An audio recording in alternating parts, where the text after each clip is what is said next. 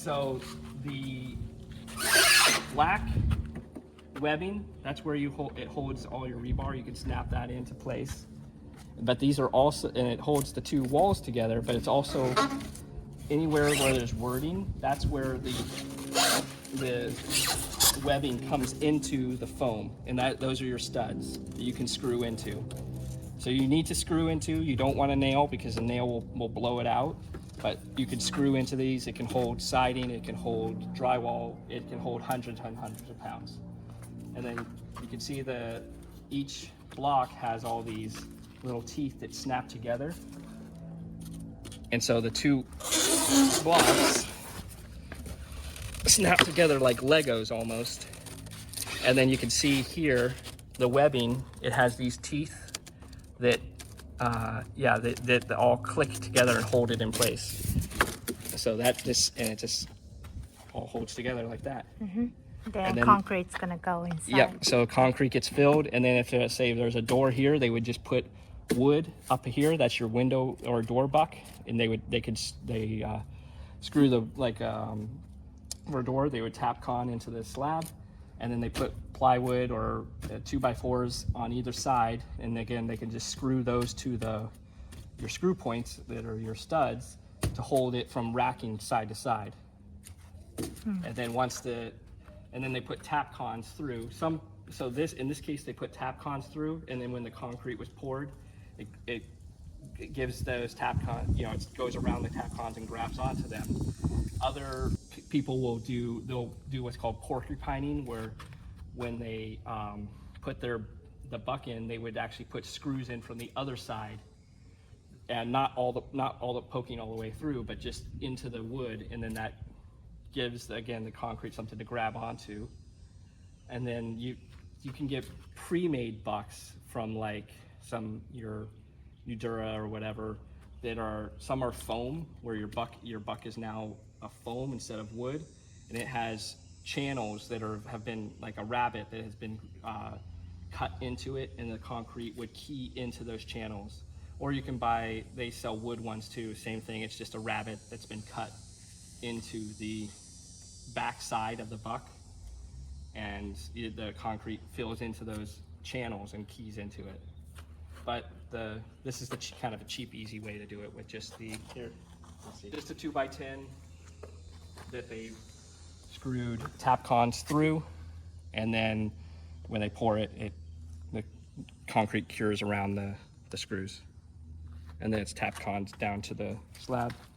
But this comes out because once you for the threshold, you would put your door threshold in there. And then they put all this support in here for when they're pouring, so that the concrete doesn't push in the sides and doesn't push down the top.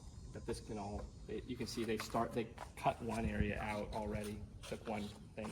They took some of the bracing out, but other than that, yeah. All right, so the ICF wall is done. Everything, they stacked all the blocks, they put the rebar in there, they put foam to fill in any gaps and to basically glue it down to the slab, the first course down to the slab.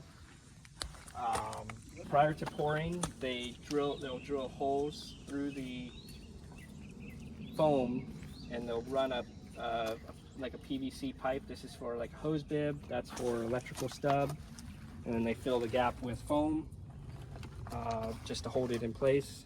And then it just makes it a lot easier when the electrician or plumber comes in. They can just feed their line through here. Instead of trying to drill through 6 inches of concrete. Mm-hmm. And this is the window buck, right? The window's gonna be... Yep, so the window's set into this is set to your rough opening for your window, and then our windows all have nailing flanges, so they'll just nail straight to this. But, obviously prior to that, we have to put, we're gonna do a liquid flashing, so it'll get flashed in with a Proseco liquid flash out, 4 inches all around all the bucks. And yeah, here you can see like the gaps. This actually had concrete, looks like, came out. This is where they had wood strapping. You can see they had drilled and put strapping here, but there was no foam filling that gap. but the wood stopped the concrete from spilling out. So the next steps is our interior lumber framing package is coming, and the trusses are coming. So they're going to do all the interior framing and set the trusses at the same time, and then they'll put the sheeting on the roof for basically to seal in. Then windows will go in, and we're going to have the roofer come out. He'll put the peel and stick on the sheeting and do the metal roof. A lot of houses around here are built with these cinder blocks.